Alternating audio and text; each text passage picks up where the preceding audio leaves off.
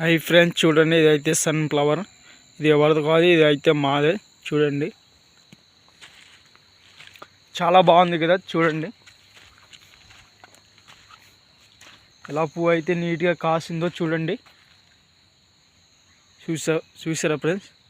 ఇదైతే సీట్ కలిసి జొన్న అనమాట, మాదే ఈ తోట.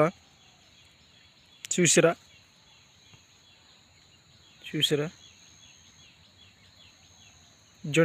జొన్న పోతండి.